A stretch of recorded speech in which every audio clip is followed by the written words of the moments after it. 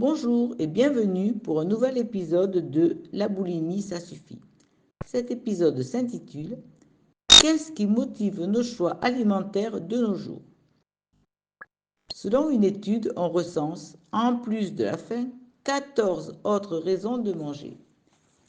Parce qu'on trouve ça bon, par habitude, pour raison de santé, parce que c'est réconfortant, parce que c'est amusant, parce que c'est bon marché, parce que c'est une tradition, parce que c'est naturel, parce qu'on est en bonne compagnie, parce que c'est esthétique, parce qu'on veut surveiller sa ligne, pour répondre à des normes sociales, pour soigner notre image, parce qu'on espère tirer de la nourriture des émotions positives. Il doit sûrement en exister beaucoup plus. Mais la sensation de faim reste un instinct lié à notre nature profonde. Cependant, au cours de notre évolution, nous n'avons cessé de nous en éloigner. Plus notre civilisation est devenue complexe, plus les facteurs participant à nos choix alimentaires se sont multipliés. La vie professionnelle, par exemple, la famille, le contexte social et plus récemment le rapport à la nature et à l'environnement. En quelques millénaires, nous avons désappris à nous nourrir de manière purement instinctive. Les émotions n'ont rien d'abstrait. On peut les mesurer et même les rendre visibles à l'intérieur de notre système de récompense. Chacune de nos expériences est liée à une émotion dans notre système de récompense. Toutes nos expériences sont associées à une sensation plus ou moins agréable ou désagréable. C'est aussi valable pour la nourriture. Différentes parties du cerveau sont concernées. Le cerveau réagit tout de suite à certaines substances et veille à ce que les messages chimiques adaptés soient libérés. Par exemple, en cas d'apport en sucre, le système de récompense n'évalue pas que le goût, mais aussi tout ce qui peut être nécessaire autre que le goût. On m'oblige à manger de la salade, sensation de dégoût. Je déguste ce gâteau fait maison, sensation de plaisir en bonne compagnie. Vous sentez la différence?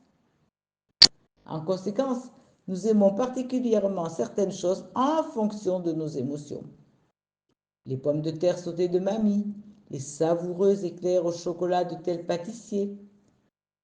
Mais cela influe aussi sur le choix ou l'évitement d'autres aliments. Les drôles de feuilles vertes qu'il fallait avaler enfant, ou encore le copieux potage après lequel on se sentait toujours un peu bizarre.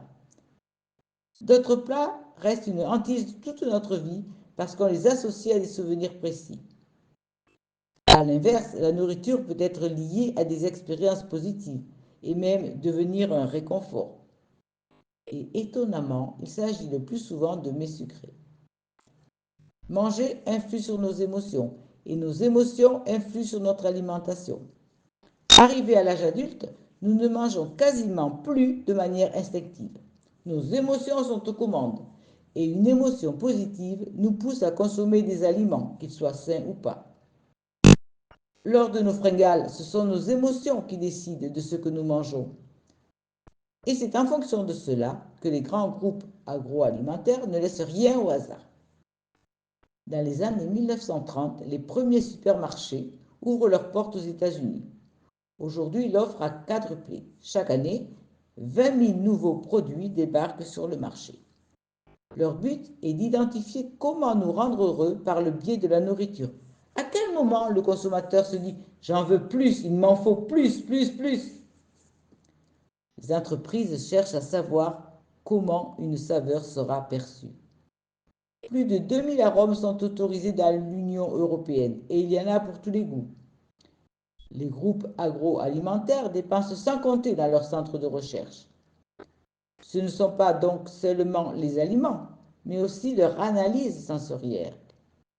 Les résultats sont parfois étonnants. Les produits rouges sont automatiquement perçus comme sucrés et fruités. Ce n'est qu'à partir de 30% de sucre en moins qu'on remarque qu'une crème dessert est moins sucrée.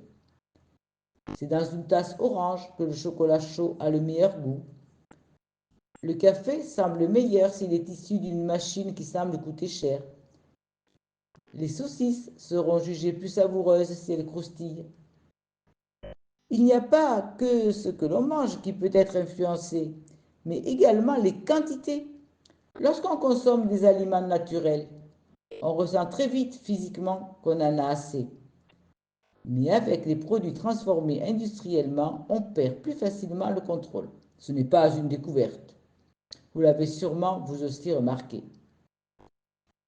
Le sucre fait l'effet d'une drogue dans notre cerveau. Notre système de récompense est manipulé. Il reçoit un signal qui dit ⁇ J'adore, je veux plus de dopamine ⁇ Dans tous les aliments savoureux, le sucre est un moyen efficace de désactiver notre rassasiement physique. Alors nous ne percevrons plus quand nous en avons assez. Si nous le pouvions, nous mangerions beaucoup moins et surtout nous achèterions moins et nous serions plus sélectifs. C'est donc notre capacité à effectuer un choix éclairé, instinctif qu'on nous enlève. L'industrie agroalimentaire a développé des recettes efficaces qui poussent le consommateur à manger beaucoup plus que nécessaire. Face à des chips, même les rats peuvent basculer dans une véritable frénésie alimentaire. Et dans les spots publicitaires, tout cela semble tellement inoffensif. Mais alors, si on est à ce point manipulé au quotidien, a-t-on encore une chance de faire des choix sains et de manger des quantités adaptées? Oui, en revenant à des aliments bruts, on peut se réhabituer aux arômes naturels et à des quantités raisonnables. Mais pour revenir à une alimentation intuitive, nos émotions peuvent aussi jouer un rôle. Ne pas se servir d'elles pour justifier notre façon de manger. Ce qui nous différencie des animaux en matière d'alimentation, ce n'est pas forcément notre gros cerveau très intelligent, mais plutôt l'offre quasi illimitée que nous avons créée et que nous n'abordons plus de manière instinctive, mais avec des émotions qui, elles, peuvent être manipulées. Si nous restons proches de nos émotions, si nous apprenons à les identifier, à les écouter et à les gérer autrement que par toujours plus de nourriture, nos choix alimentaires devraient alors s'en ressentir aussitôt. N'hésitez pas à vous faire aider dans un premier temps si cela vous semble trop difficile ou trop compliqué. J'espère que cet épisode vous a plu. Si c'est le cas, n'hésitez pas à cliquer et à partager ma chaîne. Je vous souhaite une bonne semaine.